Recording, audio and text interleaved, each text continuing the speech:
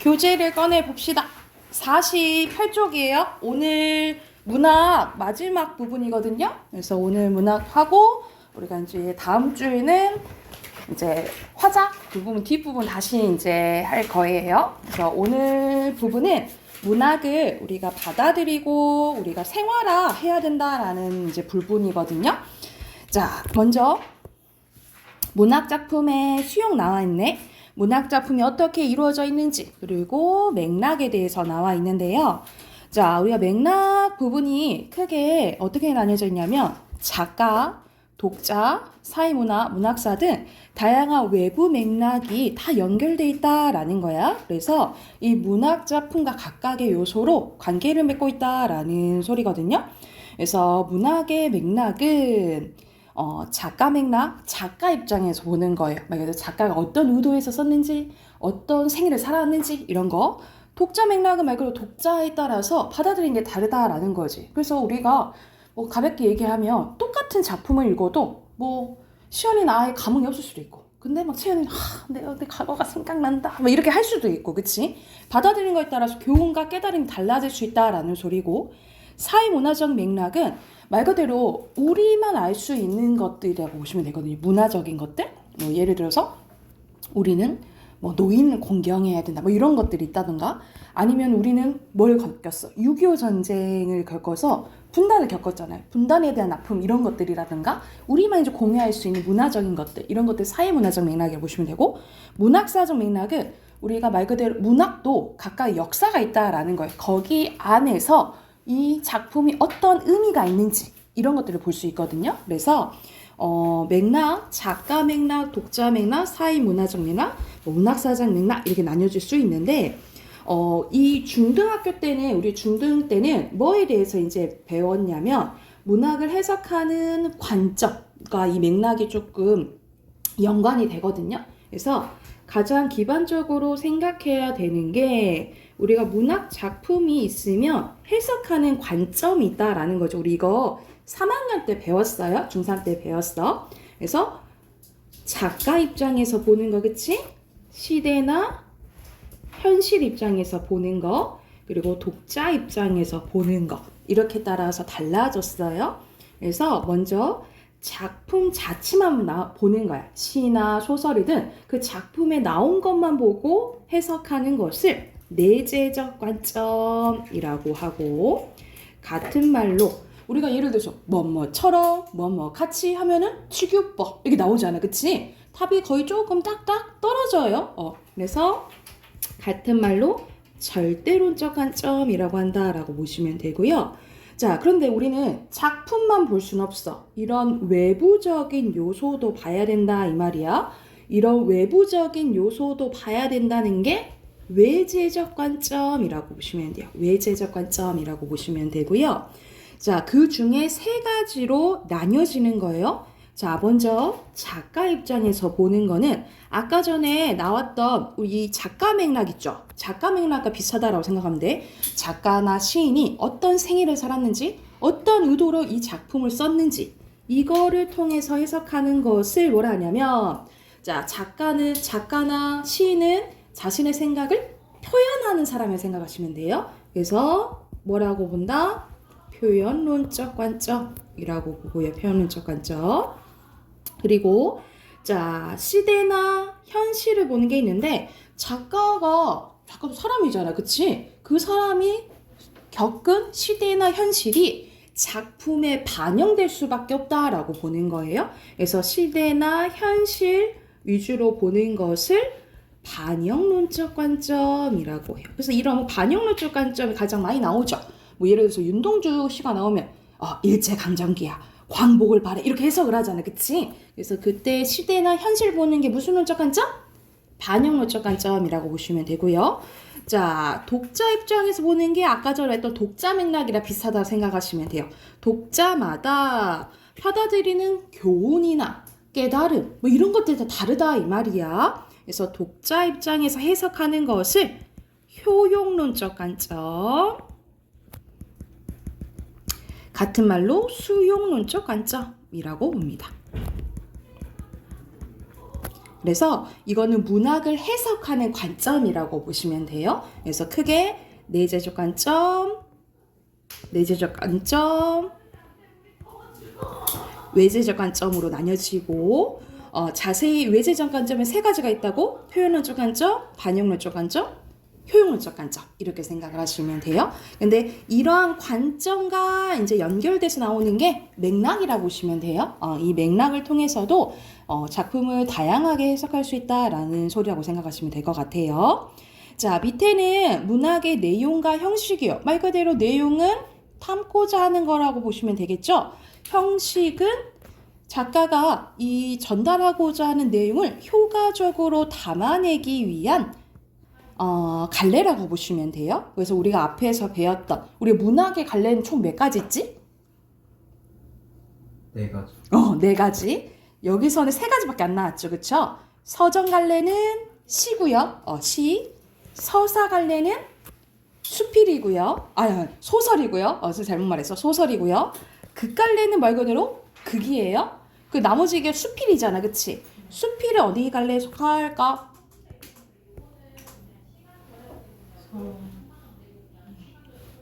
아니, 서로 시작되지 않아. 기억으로 시작돼. 응? 기억으로 시작돼. 대표적인 이제 수필에 속하는 게 뭐냐면 앞에 나와 있나? 안 나왔을 것 같은데? 나와 있었나?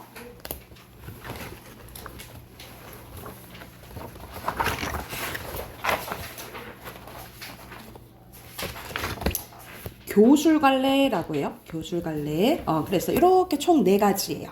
그래서 시로 표현할 수도 있고 소설로 표현할 수도 있고 극으로 표현할 수도 있고 수필로도 표현할 수 있다 이 말이야. 여기가 형식 부분이라고 생각하시면 돼요.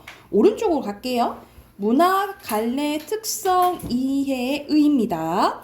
앞에서 이제 배웠던 이런 요소들이 유기적으로 결합돼서 개별 요소 합을 넘어서는 가치와 창조를 개성을 창조를 할 수 있는데 문학 작품은 작가가 의도한 각 구성 요소의 총합으로 이루어져 있어요. 따라서 갈래의 특성을 각각의 4가지 갈래 있었잖아요, 그치? 이 갈래의 특성을 이해하면 작품에 반영되어 있는 작가의 의도를 이해할 수 있고 이를 통해서 독자도 일상생활 속에 문학적 언어 사용에 익숙해질 수 있다, 잘 받아들일 수 있다, 이런 이제 내용이에요.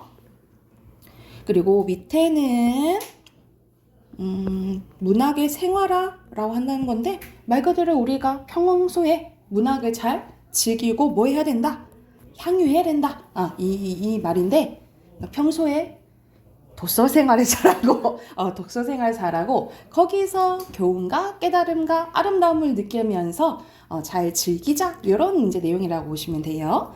자, 밑에 보면은 순서대로 자, 작가, 사회, 문화, 문학사는 작품의 내적 요소보다는 다 거의 다 외적 아닐까요? 그쵸? X죠. 그리고 문학 작품의 각 구성 요소는 서로 유기적으로 밀접하게 연관되어 있고 작품의 갈래, 작품의 내용의 구성, 어조, 운율은 문학 작품의 형식에 해당되는 거 맞다 라고 보시면 돼요. 그러면 뒤로 넘겨서 우리 작품들 하나씩 봐볼게요. 첫 번째 나온 게 시인데요. 백석의 시입니다. 여러분 백석에 흰 바람벽이 있어 라는 이제 작품인데 백석은 보통 가족 공동체, 민족 공동체에 대한 내용을 이제 이야기를 많이 하거든요. 그래서 보통 가족 공동체가 우리가 해체돼서 다시 합쳐졌으면 좋겠다. 왜냐하면 우리가 일제강점기 때도 막 헤어지는 경우가 있었으니까 그래서 같이 다시 만났으면 좋겠다. 이런 시도 많이 썼지만 요거 시는 조금 자아성찰을 조금 윤동주처럼 좀 자아성찰에 대해서 쓴 시라고 생각하시면 돼요. 되게 길죠? 좀 길죠. 시고는 좀 긴데 약간 산문적인 조금 느낌도 있다라고 보시면 돼요. 한번 봐볼게. 오늘 저녁 이 좁다란 방에 시간적 배경도 나왔고 공간적 배경도 나왔네, 그치? 흰 바람벽에 제목에 있는 흰 바람벽이 나와 있네요. 바람벽은 뭐라고 나와 있어? 밑에 보면은 방이나 칸살의 옆을 둘러막은 둘레벽이거든요. 말 그대로 이렇게 흰 벽이라고 생각을 하면 돼. 우리가 보통 이 흰 벽에 지금 우리가 빔 같은 거 써서 영상도 많이 보고 하잖아, 그치? 그래서 이 화자도 이 벽을 통해서 무엇인가 스쳐가고 돌아보고 하거든요. 그래서 이 흰 바람벽은 어떤 역할을 하냐? 약간의 지금 현대말로 얘기를 하면 스크린 역할을 한다라고 보시면 돼. 뭔가 다 비추는 거야. 자, 어쩐지 근데 이 바람벽에 뭐만 쓸쓸한 것들만 오고 간대. 뭐 조금 부정적인 것들이 조금 오고 가는 거예요. 이 흰 바람벽에 희미한 15촉 전등이 지친 뭐 이렇게 볼 수도 있겠죠. 약간 사람처럼 표현해 의인 불빛을 내어던지고 시각적으로 표현한 거예요. 떼그르는 밑에 떼쩔어 거머진 이렇게 나와 있네요. 다 낡은 무명 샤츠가 어두운 그림자를 쥐고 그래서 이렇게 보니까 조금 좋은 분위기는 아니네. 그치? 조금 말 그대로 앞에서 나왔듯이 약간 쓸쓸한 느낌이네요. 그죠? 그리고 또 달디다 미가 따끈한 촉각 나왔네요. 그쵸? 감주나 한 잔 먹고 싶다고 생각하는 내 가지 여러 가지의 외로운 생각 헤매인다. 아, 화자의 직접적인 정서가 나와 있네. 그치? 화자는 어떤 거예요 지금? 쓸쓸하고 외로운 거예요. 그래서 위로 올라가서 이 화자의 마음이 드러난 게 이 스크린에 해당되는 흰 바람벽이라고 보시면 돼요. 그래서 흰 바람벽은 결과적으로 외로움과 그리움을 비추는 공간 역할을 한다라고 보시면 돼요. 이어서 봐볼게. 그런데 이것은 또 어인 일인가? 그런데 라는 약간 전환이 나오는 접속 표현이 나왔네요. 이 흰 뭐에? 바람벽에 내 실적 화자 직접적으로 나타나 있고요. 내 가난한 늙은 어머니가 있대요. 그러니까 그리움의 대상이 누군 거야? 어머니인 거지, 그치? 첫 번째 어머니인 거예요. 내 가난한 늙은 어머니가 이렇게 시퍼러 둥둥 추운 날인데 차디찬 물에, 그래서 촉각적인 게 나오네요. 물에 손에 담궈 무이며 배추를 씻고 있다. 그러니까는 고생하는 어머니 생각하는 거야, 그치? 또 내 사랑하는 사람이 있대요. 그리움의 대상 두 번째예요. 내 사랑하는 어여쁜 사람이 어니 먼 앞대는 저기 남쪽 지방이라고 보시면 돼요. 남쪽 지방 조용한 갯보가에 약간 물가에 나지막한 집에서 그의 지압이야. 내 사랑하는 사람은 남편이 따로 있어. 그러니까 말 그대로 상황이 안 좋아서 헤어졌겠죠. 그쵸? 그 지압이야 마주 앉아서 대구국을 끓여놓고 저녁을 먹는다. 벌써 어린 것도 생겨서 자식도 있네. 옆에 끼고 저녁을 먹는다. 얼마나 씁쓸하겠어. 그치? 사랑하는 사람 같이 있지도 못하고. 그런데 또 이제 조금 바뀌네요.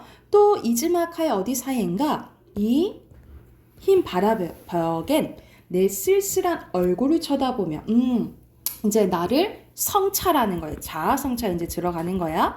글자들이 이제 막 지나가는데 나는 이 세상에서 가난하고 외롭고 높고 쓸쓸하니 살아가도록 그냥 태어났대. 나의 운명은 어떤 거야? 가난하고 외롭고 높고 쓸쓸한 이런 운명인 거야. 그리고 이 세상을 살아간대. 세상 살아가기 힘들겠지, 그치? 이렇게 힘든 현실이에요. 내 가슴은 너무도 많이 뜨거운 것으로 호젓한 것으로 호젓한 왼쪽에 매우 홀가분해서 쓸쓸하고 외로운 이런 뜻이에요. 사랑으로 슬픔으로 가득 찬다. 그리고 이번에 이어지는 또 접속 표현이네. 나를 위로하듯이, 나를 울력하듯이. 울력은 약간 나에게 힘을 주듯이, 밀듯이 이렇게 생각하면 돼. 눈질을 하며 주먹질을 하며 이런 글자들이 지나간대요.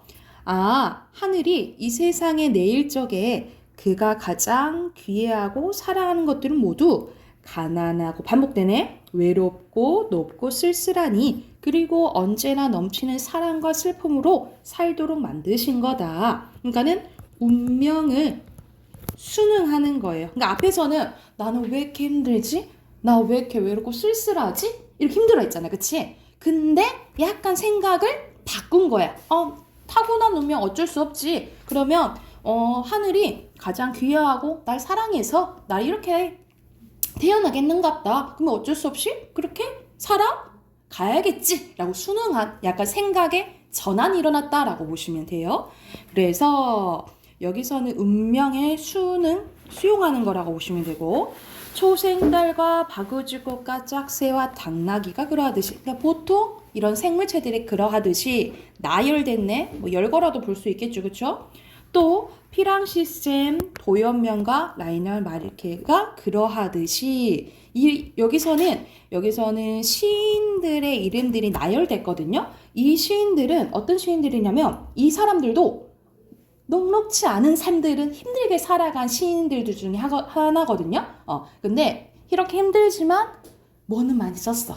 이렇게 유명한 작품들을 써서 유명해진 작가들이에요. 그래서 이렇게 고독하지만 살아갔던 시인들처럼 나도 그렇게 똑같이 힘들지만 살아가야겠다라고 얘기를 한 거야. 그래서 이 시인들과 자신의 삶을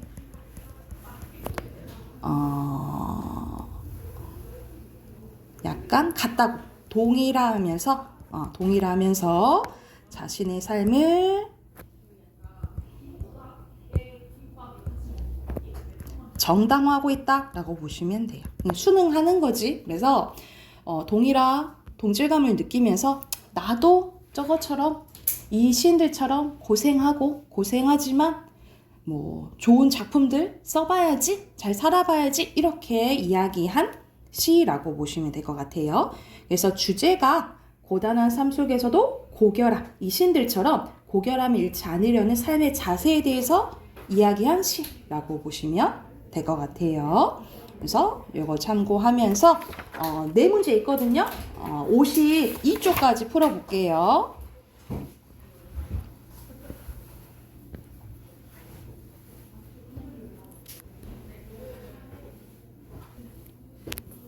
답 확인해 볼까요? 자, 1번에 알맞지 않은 것은 여기서는 자기가 힘들어, 현실이, 그치? 근데 그대로 긍정적으로 좀 받아들인다 했잖아, 그치? 뭘 바꾸거나 막 개혁하거나 이런 건 아니죠. 그래서 여기 부분이 틀렸죠. 4번이고요. 자, 2번에 적절한 것은 완전 현실을 보고 그 다음에 그거를 조금 긍정적으로 인식이 변화됐다라고 했잖아. 그게 B 부분이죠, 그쵸? 그러면 몇 번일까요? 비극적 이런 건 아니겠지? 대안도 아니고 단점 이런 것도 아니고, 그치? 2번이겠죠? 자, 뒤로 넘겨서 3번에 알맞지 않은 것은 여기서 선생님이 이 세상은 힘든 세상이라 했지, 그치? 나에게 위로되는 공간? 아니에요. 4번이고요. 자, 4번에 선생님 마지막에 막 이 시인들이 다 힘든 삶을 살았다 했잖아, 그치? 힘든 삶을 살았지만 그래도 좋은 시들 쓰고 했다 그랬잖아요. 그래서 여기서 삶에서의 공통점 찾고 제시한 까닭은, 자, 작가들도 이 시인들 전체에 자신처럼 힘든 삶을 살았다고 했잖아요. 그쵸? 자신처럼 쓸쓸한 또는 뭐 힘든 삶을 살았으며 자신도 그들처럼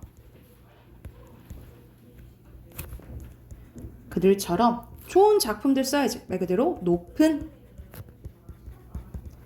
문학적 성취를 이룰 수 있음에 를 보여주기 위해서 또는 뭐 드러내고자 한 것이다. 뭐 이런 식으로 쓰시면 되겠죠. 이렇게 비슷한 맥락으로 쓰시면 돼요.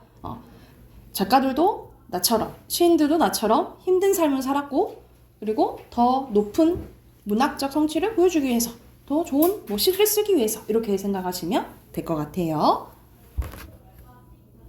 됐을까요? 자, 두 번째는 서사갈래 중에 하나인 이제 소설 나와 있는데, 여러분 아마 3학년 때 이 작품을 한 친구도 있고 안 한 친구도 있을 거예요. 또 왜냐면은 우리 출판사마다 우리 수록되어 있는 이제 문학 작품이 다르니까. 자, 허생전입니다. 자, 허생전에 대해서는 우리가 조선시대의 취약한 경제 구조를 생각하면 되잖아요. 그쵸? 그래서 여기 먼저 내용 얘기해주고, 같이 보고, 그 다음에 전반적인 이제 결말도 얘기해줄게. 모르는 친구 있을 수 있으니까. 자, 여기서 주제는 지배층인 사대부의 무능과 허위의식을 이제 비판하는 거거든요. 한편 만금을 빌린 허생이, 자, 허생은 가난한 이제 선비였어요. 그래서 이 아내가 하도 바가지를 긁어서 나와가지고 돈을 빌려가지고 큰 이제 일을 합니다. 그래서 빌린 허생은 다시 집으로 돌아가지 않고 그 길로 바로 경기도 안성으로 내려가. 여기가 교통의 요충지였어요. 그래서 안성으로 가게 된 거야. 거처를 마련하였다. 안성 지방은 경기도와 충청도의 경계로 삼남 지방의 길목이 된다고 생각했기 때문이다. 거기서 대추, 밤, 감, 배, 석류, 귤, 유자 등 모조리 과일을 곱절 가격으로 모조리 사들여요. 자, 그래서 여기서는 사들인 사재기를 한 과일이 첫 번째예요. 자, 왜 이제 과일을 사게 샀냐면, 이 과일을 다 사재기를 해버리니까 나라 안에서 연회를 열거나 제사를 지낼 수가 없었다라는 거야. 사실 연회랑 제사 중요하지, 그치? 그런데 진짜 엄청나게 막 과일이 없어서 못 지낼 정도로 막 그런 건 아니잖아요, 그쵸? 그래서 이 사재기한 과일은 뭘 보여주냐? 지배층의 뭐를 보여주는 거예요? 지배층, 양반들, 지배층 또 보일 수도 있고 양반들의 허례허식을 보여주는 소재 첫 번째라고 보시면 될 것 같아요. 자, 얼마 지나지 않아 허생이 곱절로 가격으로 팔았던 장사치들이 오히려 10배 가격으로 되사가게 되었다. 허생은 한숨을 쉬며 탄식했다는 거야. 겨우 만금으로 한 나라가 휘청하게 만들었으니 나라의 경제 규모를 짐작할 만하다. 그만큼 취약한 뭘 보여주는 거예요? 조선의 경제 구조를 보여주는 거죠. 허생은 다시 칼, 호미, 배, 명주솜을 가지고 제주도로 가서 그곳에 말총을 또 다 걷어들였대요. 이게 소재 두 번째예요. 이걸로 뭐를 만들지? 우리 그치, 갓 이런 거 만들잖아, 그치? 이것도 허례허식을 보여주는 소재라고 생각하시면 될 것 같아요. 자, 중략되고 다음날 되어 바닷가에 허생이 돈 30만 냥을 싣고 나타나자 모두를 크게 놀랐다라는 거야. 이거는 이제 뭐냐면 변산에 도둑떼들이 이제 막 생겼는데 나라에서 어떻게 처리를 못하는 거야. 그래서 허생이 찾아가서 야, 내가 다 마련해 줄 테니까 와이프 될 사람이랑 소랑 다 데리고 와. 그래서 이제 그 다음 날이라고 보시면 돼요. 그래서 이 도둑들이 진짜 놀래가지고 진짜 돈 다 들고 왔네? 저렇게 다 돈이 그래 저렇게 많네? 그래서 오직 장군의 명령대로 따르겠소이다 하니까 그러면 있는 힘대로 지고 다 가져가라 라고 하니까 그래야 도적들은 돈을 짊어졌으나 사람마다 고작 100금을 넘지 못했다. 그래서 허생이 뭐라 하냐면 너희들 힘이란 게 고작 100금으로 들기도 부족한데 어찌 도덕질이라도 변변히 할 수 있겠는가? 야, 너는 그밖에 안 되는데 도덕질 할 수 있겠어? 지금 너희들이 비록 평민이 되려고 해도 이름이 이미 도적의 명부에 올라갔으니 너 여기서 살기 힘들 거다. 내가 여기서 너희들 기다릴 터이니 각각 100금씩 가지고 가서 아내 한 사람과 소 한 마리씩 장만해 오너라. 그래서 군도들이 모두 좋다고 승낙해서 흩어졌대. 그동안 허생은 2,000명이 한 해 동안 먹을 양식을 장만하여 그들을 기다렸다. 도적들이 기한 날짜에 모두 도착해서 처진 사람이 한 명도 없었다. 드디어 모두 배를 싣고 빈섬으로 들어갔는데 이 빈섬이 허생이 자신의 이상사회를 시험하기 위한 공간이라 보시면 돼요. 허생이 도적을 몰고 모두 쓸어가자 나라 안에는 도적 걱정이 없어졌대. 그래서 오히려 한 사람이 이 나라의 문제를 해결한 거잖아요. 그치? 그래서 이게 지배층의 무능력함을 비판하는 부분이라고 보시면 돼요.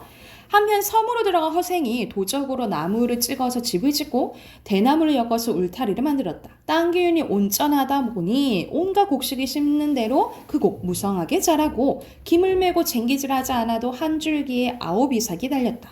3년 먹을 식량을 비축해 두고 나머지는 모두 배에 싣고 장기도로 가서 팔았대요. 그래서 뭐를 하게 된 거예요? 무역을 하게 된 거죠. 장기도는 일본에 속한 고을로 31만 호가 되는 큰 지방인데 바야흐로 큰 기근이 들어있었다. 그리하여 굶주린 사람들을 진율하고 100만 냥을 얻게 되었대요. 허생이 탄식하면서 이제야 나의 조그만 시험을 여기서 하게 됐다라는 거야. 맛보기로. 그리고 남녀 2,000명을 모아두고 명을 내립니다. 내가 처음 너희들과 이 섬에 들어올 때의 계획으로는 먼저 너희들을 풍부하게 만들어 놓은 다음에, 그러니까 먹고 살게 해준 다음에 문자를 만들고 의관 제도를 새로이 제정하려고 했다라고 얘기를 하는 거예요. 그래서 여기서는 어떤 사상이 반영되어 있냐면, 우리가 이때 조선사회 때는 유교 사회잖아요, 그렇죠? 근데 이제 나중에 후기 때는 조선에서 실학사상이 들어와요. 실학사상은 말 그대로 여기서 나온 것처럼 먹고 산 다음에 먹고 살 정도 된 다음에 그 다음에 제도도 더 중요하다라고 얘기를 하는 거거든요. 그래서 여기서는 무슨 사상이 반영돼 있다? 실학사상이 반영돼 있다라고 보시면 돼요. 그런데 여기는 땅이 좁고 나도 덕이 얇으니 나는 여기서 떠나련다. 떠나는 게 좋겠다. 아이들이 만약 태어나 숟가락을 잡게 되면 오른손으로 잡도록 시키고 기본적인 기본 예의, 유교로서 기본적인 예의 범절 지켜라 이 말이겠죠. 하루라도 나이가 많은 사람이 먼저 먹도록 양복해라. 그래서 노인 공경해라. 장유유서 따라라 이 말이죠. 그쵸? 그러고는 다른 배를 모두 불살버리고 나가는 사람이 없으면 들어온 사람도 없을 테지 하고 차단을 해버려요. 하고 은자 50만 냥을 바닷속에 던지며 바다가 마르면 얻는 사람이 생기겠지. 100만 냥이 되는 돈은 나라 안에서도 모아둘 곳이 없는데 이 작은 섬엔 이렇게 많은 돈이 필요 없는 거예요. 그리고 글을 아는 사람은 말 그대로 지식인 지배층들이죠. 그쵸? 이런들 모두 배에 실어 함께 섬을 빠져나오며 이 섬에 화근을 없애려 한다네 하고 있다는 거지. 그래서 섬의 화근을 뭐라고 생각하는 거야? 글을 아는 사람이라고 생각하는 거야. 왜? 글을 아는 사람 좋은 거 아닌가? 라고 생각하잖아. 근데 사실 이렇게 나라가 이 정도 된 건 누구 잘못이 큰 거야? 말 그대로 지식인 지배층의 잘못이 큰 거야. 그래서 화근이라고 표현했다라고 보시면 돼요. 그래서 이제 나중에 그 이완대장이 나오잖아요. 그래서 얘가 이제 훌륭하신 허생한테 조언을 듣고자라고 한다라고 얘기를 하니까 자, 그 세 가지 계책을 얘기를 해주잖아요. 허생이 첫 번째는 인재 등용을 해야 된다라고 얘기를 하잖아. 그랬더니 뭐라 해? 어떻게 임금이 삼고초려해서 하겠냐 하고 거절을 해요. 그리고 두 번째는 그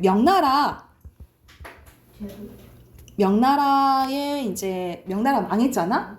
명나라에 있는 명나라 사람들 조금 우대해달라. 그리고 말 그대로 기득권의 세력을 조금 나눠줄 수는 없겠냐. 왜냐하면 청나라를 이기려면 명나라 사람들의 힘이 필요하니까. 그랬더니 그것도 안 된다라고 해. 그리고 오히려 그러면 우리가 적을 알고 나를 알아야지 백전백승이라 하잖아. 그러면 오히려 청나라로 가서 지식인들 보내서 배우게 하고 합시다 라고 하니까 에이 우리 사대부들이 어디 변발하고 청나라 사람처럼 하겠냐. 다 안 된다고 해. 그랬더니 그럼 뭘 할래 하면서 막 칼 들으니까 어영대장이 도망가잖아요. 그때 그 다음날 찾아갔더니 허생이 사라지고 없어졌다라고 얘기하잖아요. 그래서 대표적인 열린결말이거든요. 그래서 이 조선시대의 이런 문제들을 비판한 소설이라고 보시면 돼요. 그래서 이 작가가 박지원인데 박지원이 양반인데도 불구하고 이렇게 비판하는 소설을 썼다라고 생각하시면 될 것 같아요. 그래서 요것도 바로 네 문제 있네요. 그쵸? 네 문제 또 바로 풀고 답 확인해 볼게요.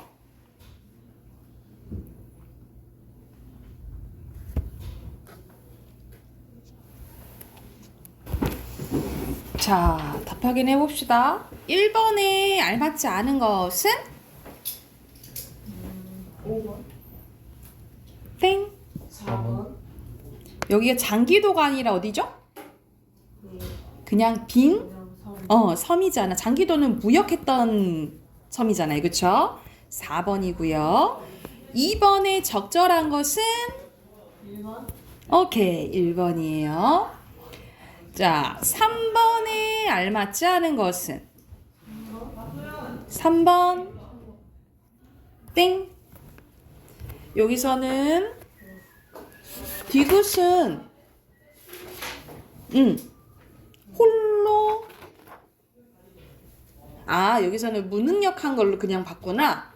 근데 여기서는 허생이라는 사람이 혼자 해버렸으니까 집에게 지금 비판한 거 맞다라고 보는 것 같아요. 근데 완전 아닌 게 있어. 이건 좀 여기 문제는 좀 헷갈릴 만한 부분이 많은데 2번도 선생님이 2번이라는 답이랑 헷갈렸거든요. 선생님이 풀 때는 왜냐면 허약한 도적들이 왜 굶주린 백성이야? 이렇게 생각했거든요. 근데 앞에 보면 너희들 힘이란 고작 획금 들기도 부족하지 않냐? 그럼 어떻게 변변히 할 수 있겠냐? 이런 식으로 봐요. 5번. 답은 5번이에요. 5번이 시험을 통해서 뭐라 그랬어? 이제야 나의 조그만 시험을 마치게 되었구나 라고 했잖아. 초반에 몇 가지 시험만 한 거야. 완전히 이뤘어? 다 이루지? 못했어요. 그리고 더 이루려고 하는데 너무 여기는 섬이 작다 그랬잖아. 그치? 그래서 이룬 거 아니라고 보시면 돼요. 오케이? 그리고 4번은 쉬웠죠? 우리 마지막에 밑에 세 번째 줄 글을 아는 사람 쓰면 되고 오히려 이렇게 조선 사회가 안 좋아진 게 누구 때문인 거야? 그래서 이 조선 사회 이런 병폐가 안 좋아진 게 지식인으로부터 비롯됐기 때문이다. 이렇게 쓰시면 되겠죠.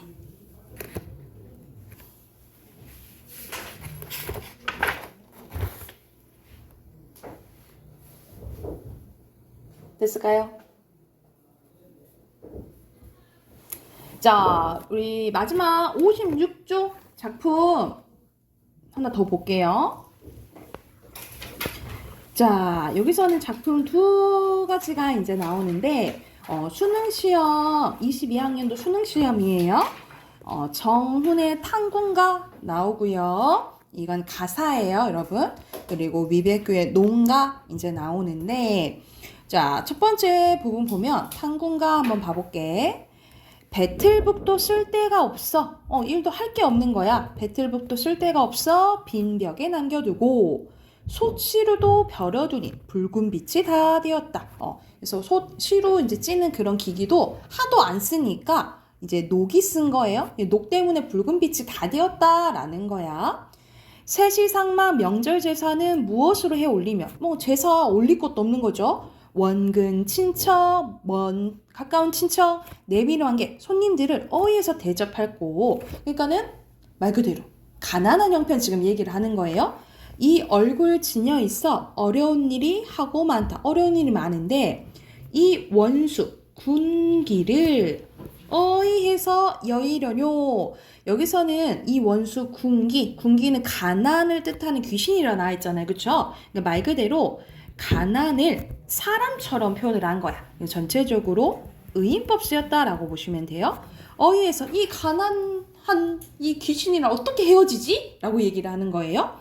술의 후량을 갖추고 여기서는 술의 후량은 약간 마른 안주라고 생각하시면 될 것 같아요. 갖추고 이름 불러 전송하여 길한 날 좋은 날에 좋은 때에 사방으로 가라 하니 웅얼웅얼 불평을 하면서 원노하여 이른 말이 그래서 이렇게 얘기했다는 거야. 제발 떠나줘. 내가 이렇게 해서 떠나줘. 우리 헤어질까? 라고 했더니 이 군기가 웅얼웅얼 불평을 하면서 화내면서 이른 말이 아니 어려서 늙어서나 희로우락 너와 함께하여 죽거나 살거나 열주를 없었거늘 어디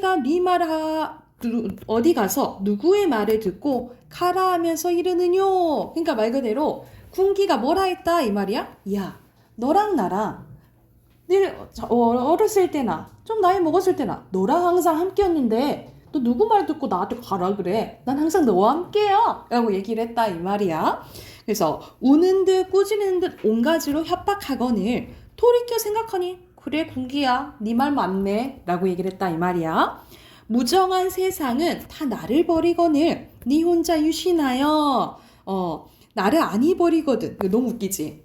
이 세상살이는 날 버렸는데 그래 군기야 너는 날 안 버렸구나. 넌 항상 내 곁에 있었어. 이렇게 얘기를 하는 거예요. 위협으로 회피하려 장깨로 내가 어떻게 너랑 헤어지겠냐 이 말이죠. 설이죠. 하늘을 삼긴 이내 하늘을 내실 때 궁을 설마한들 어떡하리. 그러니까는 하늘에서 정한 거지 그치? 이 하늘에서 정한 가난을 어떻게 하겠냐 이 말이에요. 빈천도 가난한 것도 내 분수이니 서러워해서 어떻게 하겠냐 받아들이는 거죠. 그래서 여기서는 가난해도 어쩔 수 없네 못 벗어나겠네. 그래서 여기서도 순응하는 자세가 나타났다 라고 보시면 될 것 같고요. 그래서 여기는 이렇게 해석하니까 좀 재밌죠? 재미는 조금 시지. 그래서 아까 전에 선생님이 분리란 뜻. 아까 이거 가사라고 했잖아요. 그래서 가사도 3단 구성이거든요. 시조처럼. 그래서 여기서는 여기까지가 잘못 썼다. 본사라고 보시면 되고 우리가 서사, 본사, 결사로 나뉘어진다 했잖아요. 그치? 여기 뒷부분이 여기가 결사라고 보시면 돼요. 옆에는 이제 연시조 나와 있는데 서산에 도들볕 비추고 구름은 느지막하게 내린다 해서 풍경을 묘사했네. 비온 뒤 묵은 풀이 네 밭에 우거졌던 곳 두어라 차례 정한 일이니 매는 대로 매리라 하면서 그냥 순서대로 하면 되지 라는 내용이고요. 면화는 세 달에 네 달이에요. 이른 벼의 패는 뭐가 곱단가. 그래서 면화 우리 면 손 만들잖아요. 그쵸? 이것들 가득 펴있고 이른 벼의 패는 뭐가 고왔다라는 거야. 벼가 이제 뭐가 났는데 이게 고왔다라고 얘기를 하는 거야. 5, 6월이 언제 가고 7월이 반이로다. 세월의 흐름을 얘기하는 거예요. 아마도 하나님이 너를 만들 때 날 위해서 만든 듯하다 라는 내용이고요. 아이는 낚시질 가고 집사람은 저리채 친다. 저리채는 말 그대로